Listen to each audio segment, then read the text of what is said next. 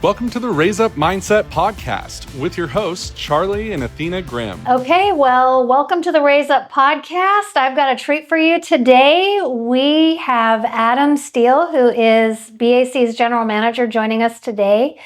And the topic is what no one told us about leadership, which I would say is a whole lot. Yes. And so, Adam, thank you for joining us. I'm looking forward to hearing some of your wisdom and introducing you to our guests. Well, thank you for having me. I've been a longtime listener and first-time guest, so glad to be here. Well, what comes to mind when you think of like some of those solid things that nobody taught me? I had to learn this the hard way. Oh, gosh. A lot, right? I think most of what I've learned, I've been fortunate to learn by the example of others, right? People that I have worked with and been led by in the past throughout my life and career. But, it's rare that anyone sits you down and teaches you exactly what it is that encompasses being a leader. I don't know if I would have received it, even if they said, okay, you're going to have a leadership class today, and this is what we're going to talk about.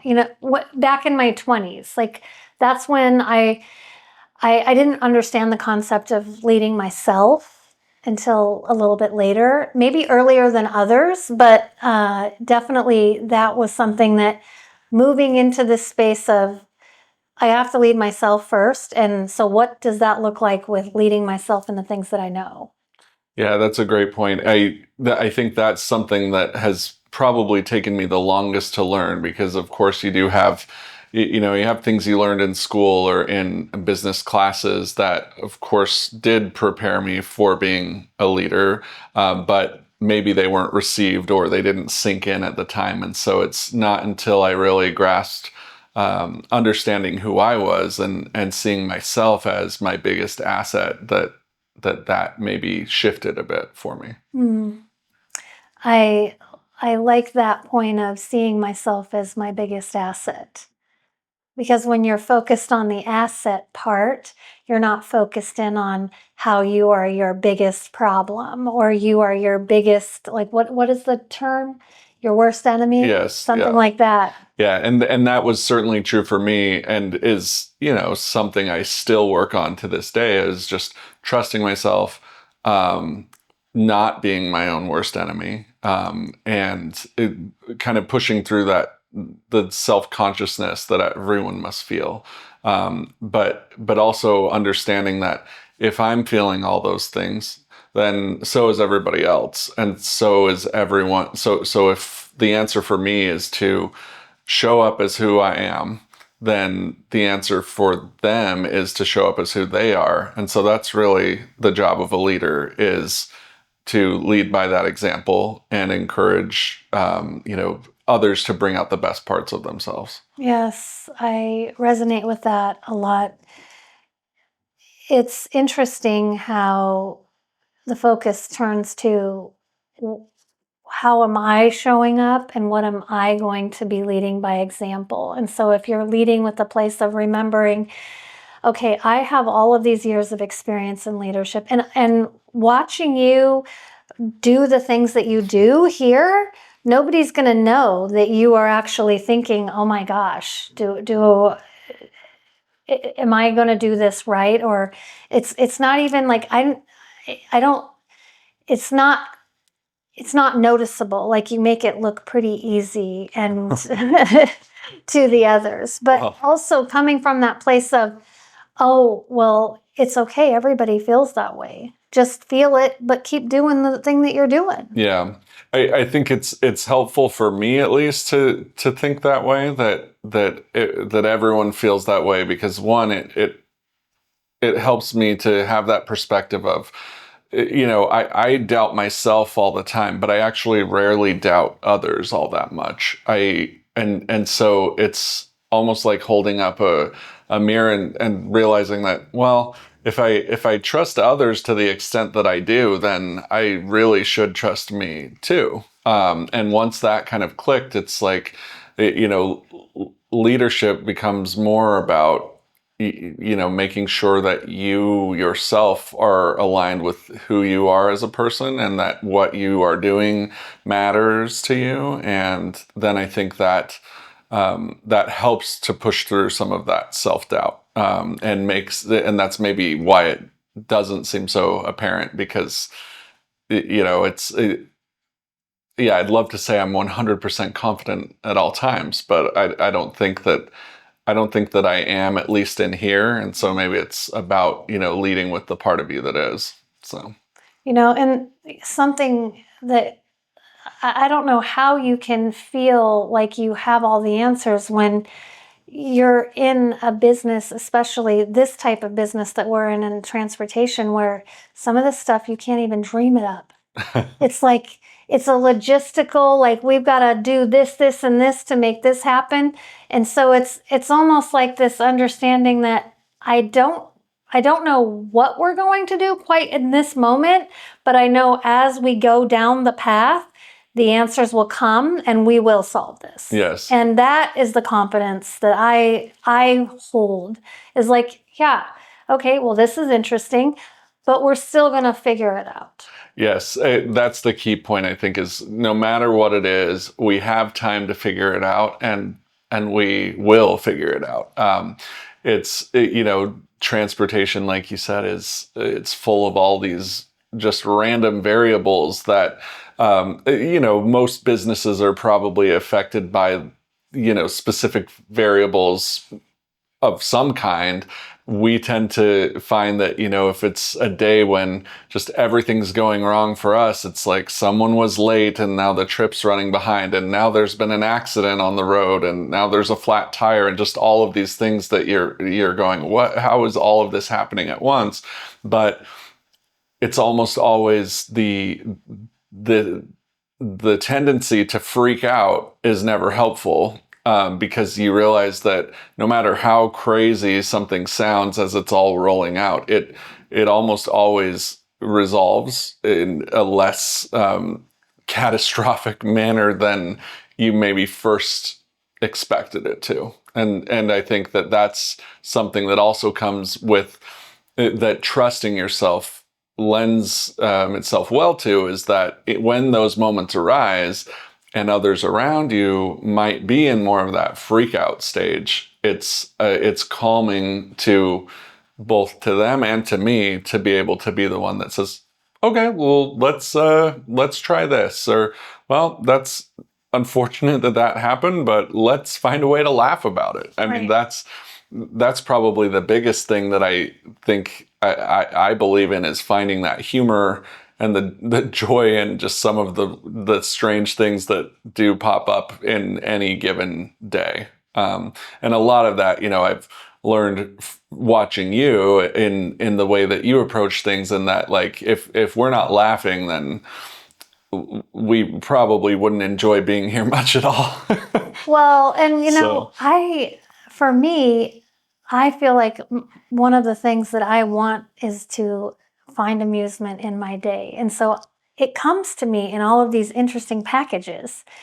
And while a circumstance that can be heavy may not be like funny in itself, the amusing part is that it showed up and like dropped in on you to remind you that you are resourceful, that you do handle things, and that you've probably got a process or a new standard operating procedure to write if it was a big enough of an intended outcome.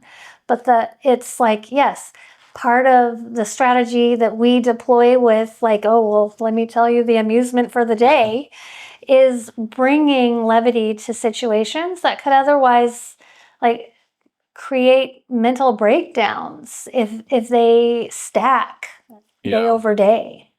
Yeah, no, finding that the humor and the ability to laugh at whatever it is that's happening, I think it helps, and it also helps to anchor in, like, whatever lessons were learned as well. Because if you can if you can laugh about something difficult that's happened, and this is probably true for most things in life, if you can find a way to laugh about that, it probably means that you have settled any unresolved issues around that, right? And so it points to the you've probably solved that problem if you're able to say, oh hey, remember when this happened, and everyone can laugh when in the moment you're like, oh, that was a horrible day, but like now it's funny. So I think that's kind of the long tail of why that's helpful. Yes, I would agree with you. When you think back to early on in like your first leadership role, is there something that you're noticing about that younger version of you that you could speak to someone who's listening, who's contemplating either jumping into the business world or stepping into a leadership role? Oh, that's a great question. I mean, to I guess my youngest self, there were always times where I maybe had the opportunity to be a leader in some sense, right? Like maybe it was just amongst classmates in grade school, and a leader of a specific project or something of that nature. And then over time in my, as I grew in business, I think the underlying thread is something we've already touched on, which is just trust yourself. And what's interesting to me is that the younger version of myself, the youngest version of myself, probably didn't need to hear that at all. It just, he already did. And then, and then it's only with time that the some of that self-doubt creeps in. And so for me, at least, the journey has been finding a way to circle back to who I maybe always was in the beginning, and not be weighed down by some of that doubt that can creep in. But yeah, more than any one specific instance, it's probably that. Nice.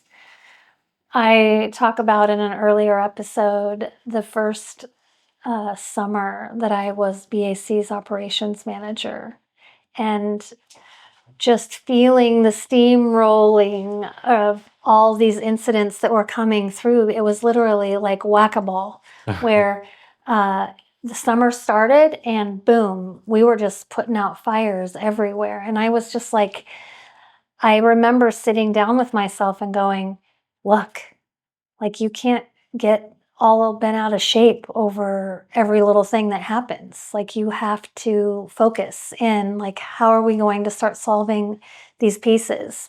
Because otherwise it was just like, I'm just laying flat on the road, like I was steamrolled, and then I showed up and I would do it again tomorrow. Mm-hmm. And just realizing that I've got to get ahead of some of the processes if anything's going to change. Otherwise, it's just going to keep coming at me. Yeah.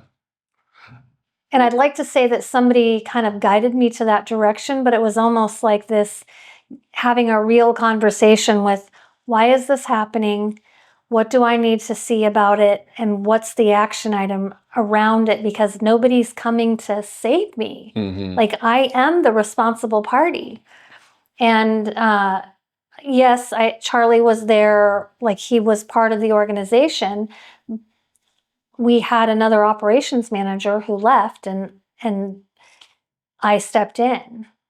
So Yeah, he got to hear about it and help with some of it, but I felt like I was just absorbing all of it. Yeah. Internally. Well, at that time he was often driving still, right? He was doing some driving. And so it's kind of like outside of the organizational structure, there really wasn't anyone else who was coming to show you the solution. So you had to find the solution.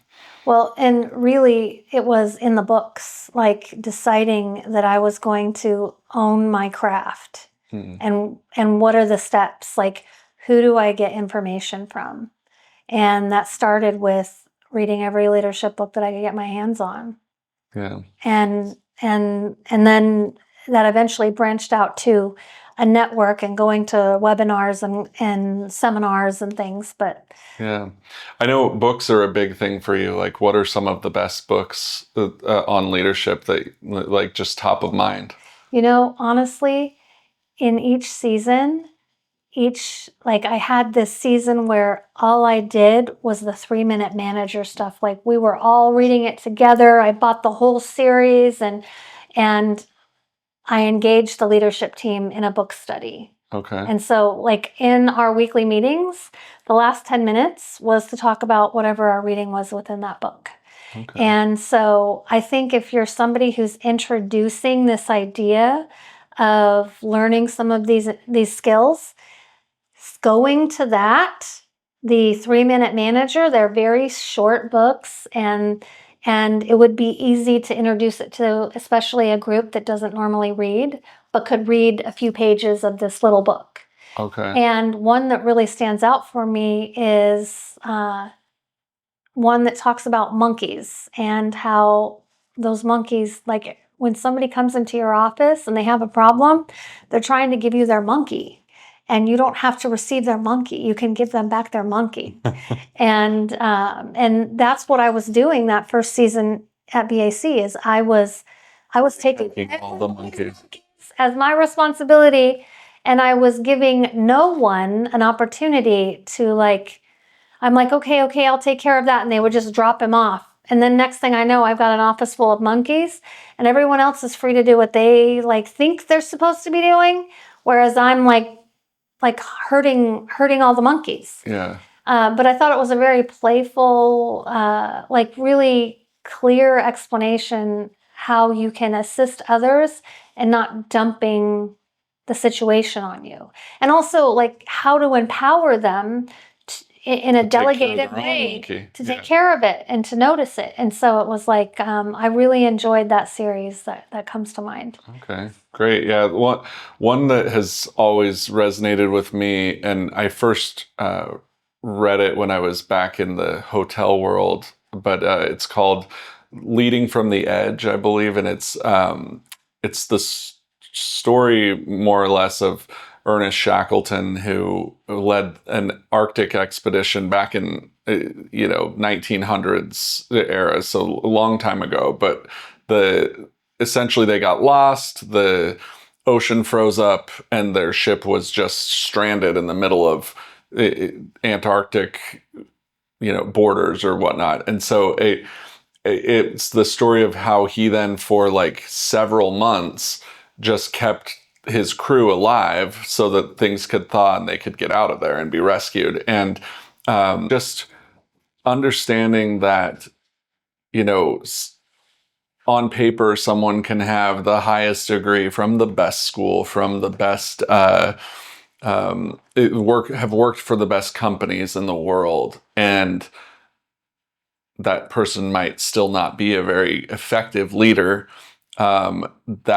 That's something that did take me time to see, I guess, and then to realize that the only type of leader I want to be is exactly just who I am, and I want to be true to who I am in the way that I lead, and I don't want to try to fit into some box just because I've always assumed I should be one way and not the other. And so that's again, I don't know that that's a common myth per se, but it was certainly something that played out in my own mind.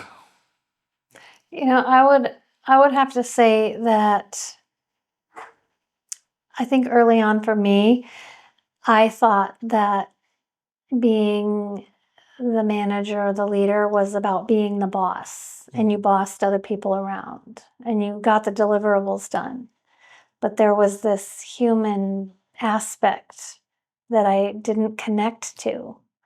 And I remember in my 20s, just we have this thing that we have to do for this customer. And even before this business, in my very first business, I remember how I look at that lady who was leading this small group of people, usually 4 to 6 people were on my payroll at that time. And they were so it was so deliverable focused, and it wasn't focused on them. And I look back on that season as, oh, I'm so glad that I moved out of that range, because this is where I like to fly. Is I like to be focused in on all of it, not just one aspect of the deliverable or just the employee or just the customer. Like, all of it connected is the thing. Yeah. The connection and kind of the balance of it all. Yeah. Like one of the best things that I ever heard from a mentor of mine was, it was one of my first general manager roles. And they told me, they said, Adam, being the general manager of this hotel, you should think of yourself like the mayor. Like the mayor's job is to take care of everyone.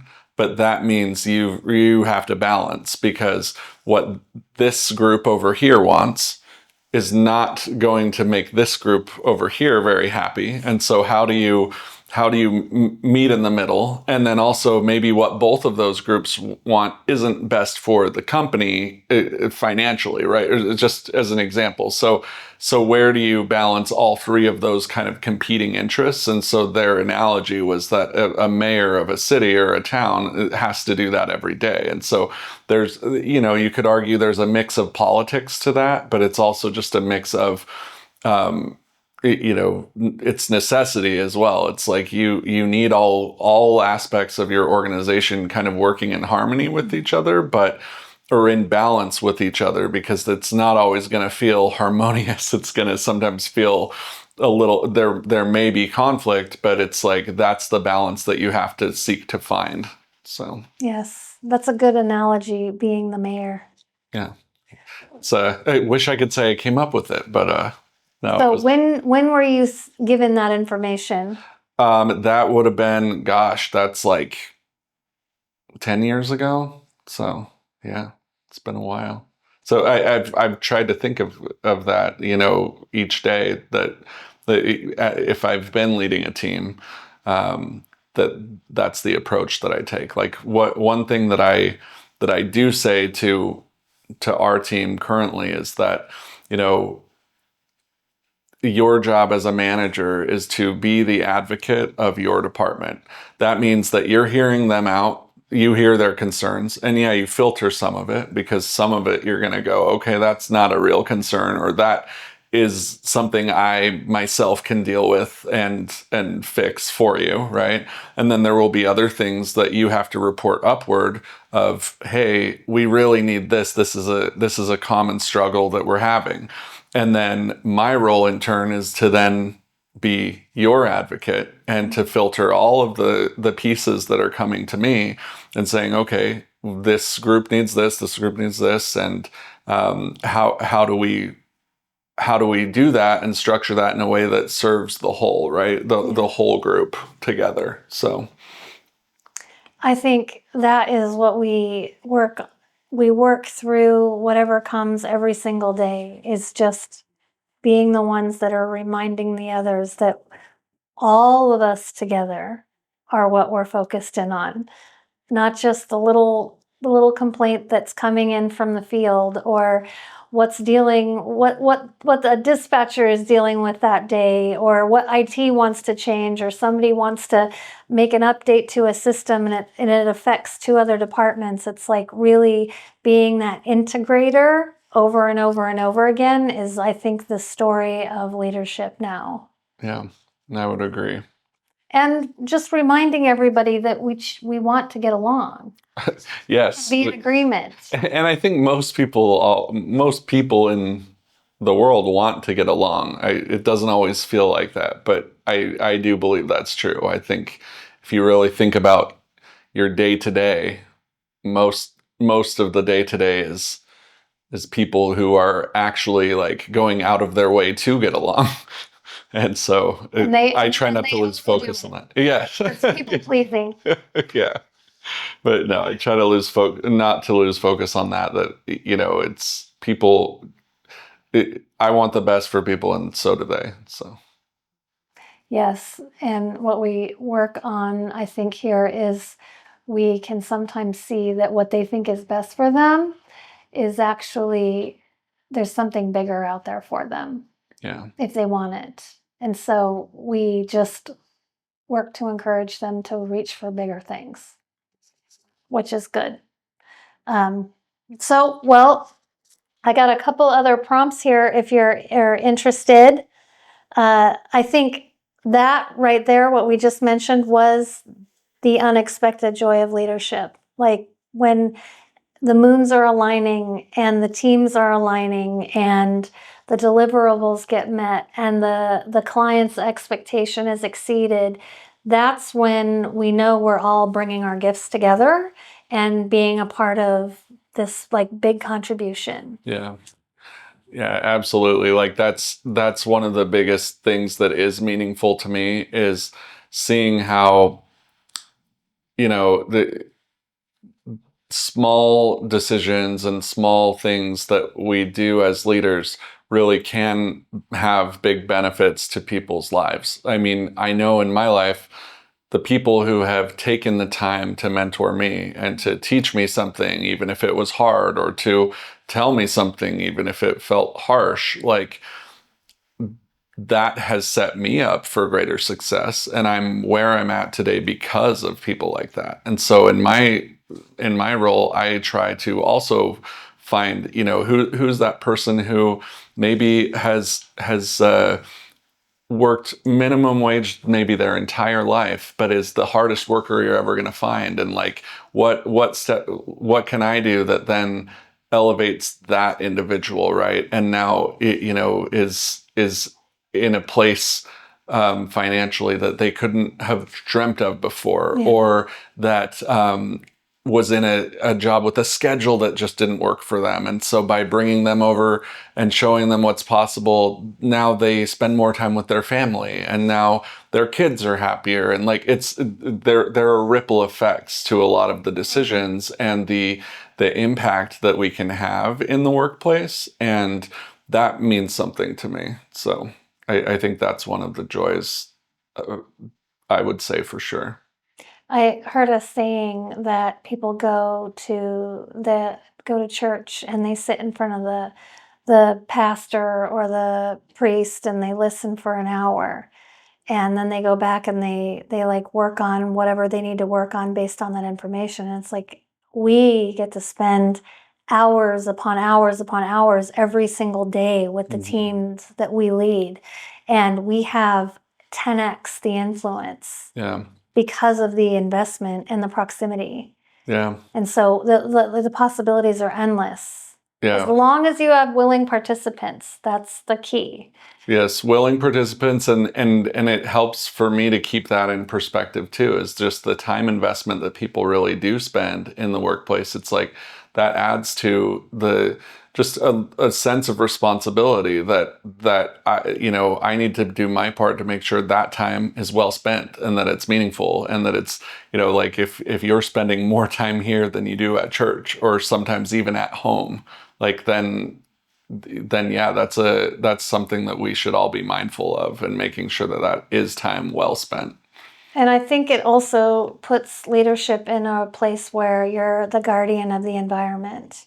So what environment are you allowing in? Yes. And that could speak to team members that you allow on the team. That could speak to what you allow in your refrigerators. It could speak to how clean you keep the office. There's a multitude of layers to what is the environment that you might say, well, we don't have a rule against that, or we don't have a rule for that. But whatever decisions you're not making or you are making, like there is an environment there. It's all of those decisions or non-decisions all still contribute to your culture, and what is your culture, so that's interesting to think about. Well, do you have any last reflections? No. Maybe something that leaders that you might want to share that with somebody who you didn't hear this before, or you heard this early on and you wish you would have learned it sooner, or one truth that one truth about leadership that others could walk away from after listening to Yeah, this? maybe like one truth I would say is just, and we've sort of hit on this already about being true to yourself and whatnot, but I would say just focus on your gifts, like focus on what it is that you are most good at, and lean into that, because everyone has gifts, everyone has talents, and they can all be put to use to be a better leader. It also, if you have a sense you have a gift in something, you may be most confident in that area. So leaning into that will usually provide good results, and it also will help you to see where you don't have gifts and where you need to be relying on others in certain areas. Yes. And then just realizing that everything about you is what you're bringing to the table, and not to shy away from that. So, And I'm glad that you emphasized that when you focus on what you're good at, that also stacks that confidence in you. So even if, like, let's say you are an artist and you paint, which I know you do paint. So if you know you're good at creating in this area and you make time to do that, that stacks that confidence on top of whatever you're doing in all these other areas. yes, absolutely. And giving others the opportunity to fill in the gaps. Like, the reason why you're good at these things is because if you focus on that, you can do them 10 times faster than maybe I could do them. And you could do twice as much. Yeah. Well, and it allows others to use their gifts, Yes. because there's times where, like you said with the monkey story, managers or leaders will think, oh, well, I have to take it all on. I'm the boss. I need to do all of these things, when it's really, well, I should do these four because this is what I know I'll be best at, and I'm going to let this person do and it allows them to then bring their gifts to the table and gain that confidence in themselves as well. So Yes. yeah, that's exactly it. Awesome. Well, you heard it, guys. This was a great conversation around leadership and what nobody told us, and some of the things that we've learned working together and in our backgrounds. So if you thought this was great, we have a whole plethora of past podcasts that you can join us for at theraiseup.mindset.com. And until next time, thank you. Bye-bye.